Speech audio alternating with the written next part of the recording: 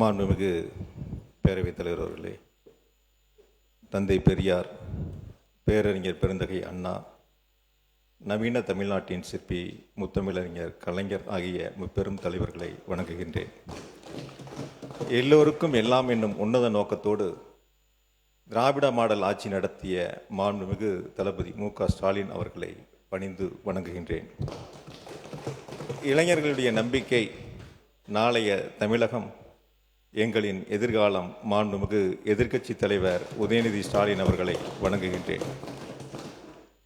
கோவை தெற்கு தொகுதியில் சட்டமன்ற உறுப்பினராக வெற்றி பெறச் செய்து மக்கள் பணியாற்றக்கூடிய வாய்ப்பை தந்த வாக்காளர் பெருமக்களுக்கும் கூட்டணி கட்சியினுடைய நிர்வாகிகளுக்கும் என் உயிரோடு கலந்திருக்கும் கரூர் கோவை மாவட்ட மக்களுக்கும் என் கோடான கோடி நன்றியினை இந்த பேரவையின் வாயிலாக தெரிவித்துக் கொள்கின்றேன்.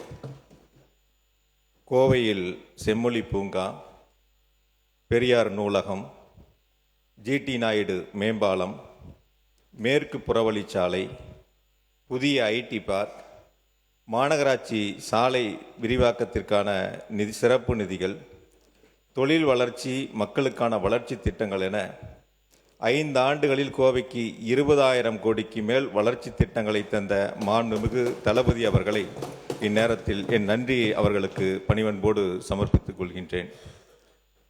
கரூரில் ஒரு அரசு வேளாண்மை கல்லூரி, மினி ஐடி பார்க், புதிய பேருந்து நிலையம், புதிய சிப்காட், முருங்கை பார்க், புதிய குடிநீர் திட்டம், குளித்தலை அரசு மருத்துவமனைக்கு கட்டிடம், கிருஷ்ணாயபுரம் அரசு கலைக்கல்லூரிக்கு கட்டிடம் என 5 ஆண்டுகளில் கரூர் மாவட்டத்திற்கு 5,000 கோடிக்கான வளர்ச்சி திட்டங்களை தந்த கரூர் மாவட்ட மக்களுக்கு தந்த திராவிட மாடல் ஆட்சியினுடைய நாயகர் மாண்புமிகு தளபதி மு.க.ஸ்டாலின் அவர்களுக்கு இந்த நேரத்தில் மாவட்ட மக்களின் சார்பாக என் நெஞ்சம் நிறைந்த நன்றியை பணிவன்போடு சமர்ப்பித்துக் கொள்கின்றேன். மாண்புமிகு பேரவைத் தலைவர்களே, 1957ஆம் ஆண்டு தொடங்கப்பட்ட மின்சார வாரியம் 2010ஆம் ஆண்டு முத்தமிழறிஞர் டாக்டர் கலைஞருடைய பொற்கால ஆட்சியில் தமிழ்நாடு மின் உற்பத்தி பகிர்மான கழகம், தமிழ்நாடு மின் தொடரமைப்பு கழகம் என 2ஆக உருவாக்கப்பட்டன.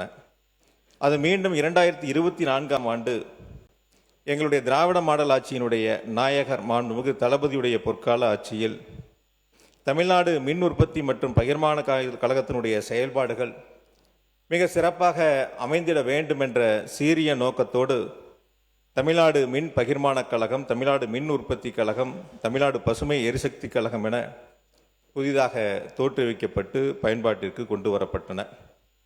2021-22ஆம் ஆண்டு தமிழ்நாட்டினுடைய மின் நுகர்வோர் 3,16,00,000 இருந்த நிலையில் 2026-27 அது 3,51,00,000 உயர்ந்திருக்கின்றன. திராவிட மாடல் ஆட்சியில் 35 லட்சம் புதிய மின் இணைப்புகள் வழங்கி வரலாற்று சாதனையை நிகழ்த்தி இருக்கின்றன. எங்களுடைய கழகத்தினுடைய தலைவருடைய பொற்கால ஆட்சியில் 1/4/2021 அன்று தமிழ்நாட்டினுடைய மொத்த மின் நிறுவுதிறன் 32,595 மெகாவாட்டாக இருந்தன. அது இன்று 46,846 மெகாவாட்டாக உயர்ந்திருக்கின்றன. குறிப்பாக இந்த அளவிற்கு மின் தேவையை உயர்ந்திருந்த பொழுதும் அதற்கான கட்டமைப்புகளை உருவாக்கி அதற்கான அடிப்படை தேவைகளை நிறைவேற்றி தந்தவர் எங்களுடைய திராவிட மாடல் ஆட்சியினுடைய முதலமைச்சர் மாண்புமிகு தளபதி அவர்கள்.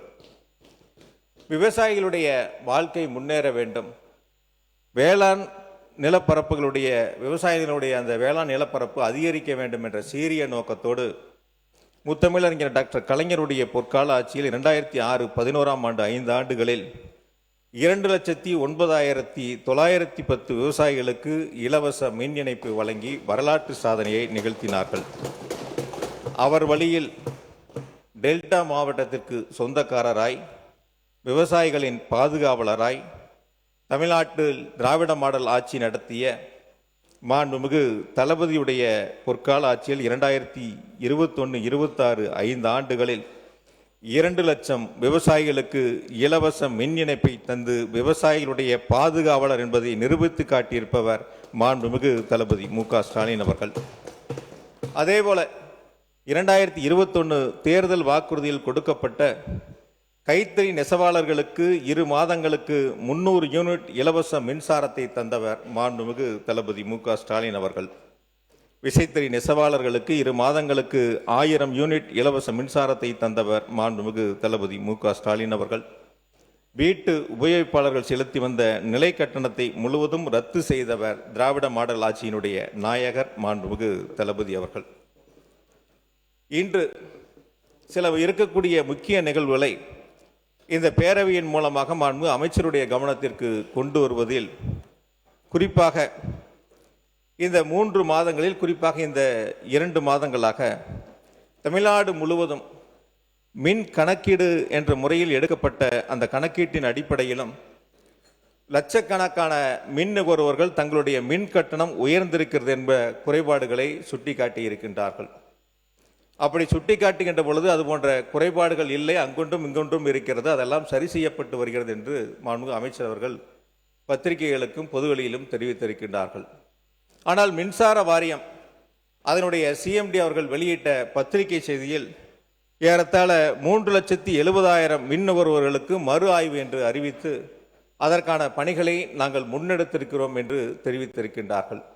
அமைச்சர் ஒரு கருத்தை முன்னெடுத்திருக்கின்ற பொழுது துறையினுடைய நிர்வாகம் என்பது மற்றொரு கருத்தை வெளியிட்டு, குறிப்பாக இந்த அவையின் மூலமாக இந்த அரசை நான் வலியுறுத்துவது, அமைச்சரும் துறையும் ஒன்றாக சேர்ந்து தமிழ்நாட்டு மக்கள் இந்த மின் கட்டணத்தினுடைய குளறுபடிகளால் உயர்வால் பாதிக்கப்பட்டிருக்கின்ற அந்த ஏழை எளிய மக்களுக்கு உடனடி தீர்வை எட்டுவதற்கு இந்த அரசு தீர்வு காண வேண்டும் என்பதை இந்த பேரவையின் வாயிலாக நான் வலியுறுத்துகின்றேன். அதேபோல ஒரு ஏஐ பொறுப்பில் ஜாயின் பண்ணுறவங்க அவங்களுடைய அதிகபட்ச பதவி உயர்வு மின் வாரியத்தில் டைரக்டர் வரைக்கும் இருக்கும். இயக்குனர் எல்லாரும் இயக்குனராக முடியாது, டைரக்டர் ஆக முடியாது. அவர்கள் அதிகபட்சமாக எதிர்பார்ப்பது சி என்ற அந்த உயர்ந்த பதவி அடைகின்ற பொழுது அவருடைய பணிகளுக்கு பெருமை சேர்க்கக்கூடிய அமைப்பாக அமையும். அந்த வகையில் தமிழ்நாடு மின்சார வாரியத்தில் குறிப்பாக 17/7/2026 அன்று 47 எஸ்சிகள் சிஇக்களாக ப்ரமோஷன் செய்வதற்காக கருத்துரு தயார் செய்யப்பட்டு இன்று வரை அது நிலுவையில் இருக்கின்றன. ஒரு 23 சிஇ பணியிடங்கள் இப்பொழுது காலியாக இருக்கின்றன. 2 இயக்குனர் பணியிடங்கள் காலியாக இருக்கின்றன. அதில் குறிப்பாக ஒன்று மிக முக்கியமாக மின் விநியோகம் செய்வதற்கான இயக்குனர் பணியிடம் காலியாக இருக்கின்றன. தமிழ்நாடு முழுவதும் மின்வெட்டில்லாத சீரான மின் விநியோகத்தை கவனிக்க வேண்டும் என்று சொன்னால் அனைத்தையும் சிஎம்டி முழுவதுமாக கவனிக்க முடியாது. அவர் துறையை முழுவதுமாக கவனிக்க வேண்டிய பொறுப்பில் இருக்கின்றார். ஆக மின் விநியோகத்தை கவனிக்கக்கூடிய இயக்குனர் பொறுப்பு காலியாக இருக்கின்றன. 23 சிஇ பணியிடங்கள் காலியாக இருக்கின்றன. ஏறத்தாழ 17/7 முதல் அந்த பதவி உயர்வு என்பது நிறுத்தி வைக்கப்பட்டிருக்கின்றன. எனவே இந்த அரசு என்பது பதவி உயர்வில் வெளிப்படைத்தன்மையோடு நாங்கள் செயல்பட்டு கொண்டிருக்கின்றோம். வெளிப்படைத்தன்மையோடு அதற்கான உத்தரவுகளை வழங்குகிறோம் என்று பொதுவெளியில் சொல்லுகின்ற இந்த அரசு மின் வாரியத்தில் இந்த வெளிப்படைத்தன்மையை கடைபிடிக்க வேண்டும். அவர்களுக்கு உரிய நேரத்தில் பதவி உயர்வை வழங்கி அவர்களுக்கான அந்த பணிகளை வழங்கிட வேண்டும் என்பதை இந்த பேரவையின் வாயிலாக அரசினுடைய கவனத்திற்கு கொண்டு வருகின்றேன். தமிழ்நாடு மின்சார வாரியத்தில் மின்வாரிய அதிகாரிகள் அலுவலர்களுக்கு துறையின் சார்பாக செல்போன்கள் வழங்கப்பட்டிருக்கின்றன. செல் நம்பரும் செல்போனும் கொடுத்துருக்கோம். அது பொதுமக்கள் தொடர்பு கொள்வதற்கு, மற்ற அதிகாரிகள் தொடர்பு கொள்வதற்கு வசதியாக, தங்களுடைய குறைகளை தெரிவிப்பதற்கு வசதியாக அந்த செல்போன்கள், செல் நம்பர்கள் வழங்கப்பட்டிருக்கின்றன. ஒரு வார காலமாக ஏர்டெல் நிறுவனத்திலிருந்து ஜியோ நிறுவனத்திற்கு மாறுவதற்காக அந்த மின்வாரியம் நடவடிக்கை எடுத்திருக்கிறது என்று தெரிவிக்கின்றார்கள். அந்த ஒரு வார காலத்தில் மின்சார வாரியத்தில் பணிபுரியக்கூடிய எந்த அதிகாரி அவருடைய செல்போனும் இப்பொழுது செயல்பாட்டில் இல்லை. முழுவதுமாக தமிழ்நாடு முழுவதும் வரக்கூடிய புகார்கள் மின்னகத்திற்கு லட்சக்கணக்கில் குவிந்து கொண்டு இருக்கின்றன. ஒரு அரசு நடவடிக்கை எடுக்கின்ற பொழுது, துறை நடவடிக்கை எடுக்கின்ற பொழுது அந்த செல் நம்பர்கள் மாறாமல், இப்போ அரசில் வசதி இருக்கு, தன்னுடைய செல் நம்பர் மாறாமல் கம்பெனியை மாற்றிக்கலாம், செல் கம்பெனிகளை மாற்றுவதற்கான வாய்ப்புகள், வசதிகள் இருக்கின்றன. அதுபோன்ற நடவடிக்கைகளை மின்சார வாரியம் எடுக்காமல் இப்பொழுது புதிதாக ஜியோ நிறுவனத்தின் மூலமாக புதிய எண்கள் பெறப்பட்டு சம்பந்தப்பட்ட அதிகாரிகளுக்கும் அலுவலர்களுக்கும் வழங்குவதற்கான பணிகளை தொடங்கி இருக்கின்றார்கள். எனவே புதிய எண்கள் வழங்குகின்ற பொழுது சம்பந்தப்பட்டிருக்கின்ற துறையினுடைய அதிகாரிகள் பொதுமக்களிடத்திலே ஒரு குழப்பத்தை ஏற்படுத்தக்கூடிய சூழல் ஏற்படும். எனவே மின்சார வாரியம் பழைய எண்களை மாற்றாமல், நிறுவனத்தை மாற்றினால் கூட பழைய எண்களை மாற்றாமல் அதே எண்கள் அவர்களுக்கு மீண்டும் செயல்படுவதற்கு விரைந்து நடவடிக்கை எடுக்க வேண்டும் என்பதை இந்த அரசை நான் வலியுறுத்துகின்றேன்.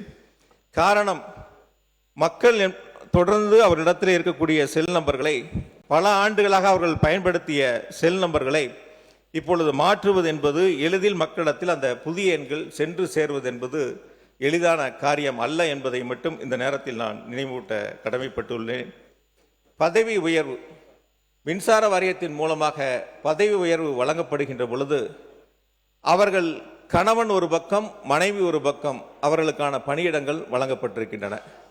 குறிப்பாக மின்சார வாரியத்தினுடைய வழிகாட்டு நெறிமுறைகளில் தன்னுடைய மனைவிக்கு ஏதேனும் உடல்நிலை சரியில்லை என்று சொன்னால், கேன்சர் போன்ற நோய்களால் பாதிக்கப்பட்டிருந்தால் அவர்கள் விரும்பக்கூடிய இடங்களுக்கு பணியிட மாறுதல்களை, பதவி உயர்வை வழங்குவார்கள். அப்படி இல்லாமல் மின்சார வாரியம் இப்பொழுது மனைவி ஒரு பக்கம், கணவன் ஒரு பக்கம் என்ற அந்த பணியிட மாறுதல்களும் பதவி உயர்வும் வழங்கப்பட்டிருக்கின்றன.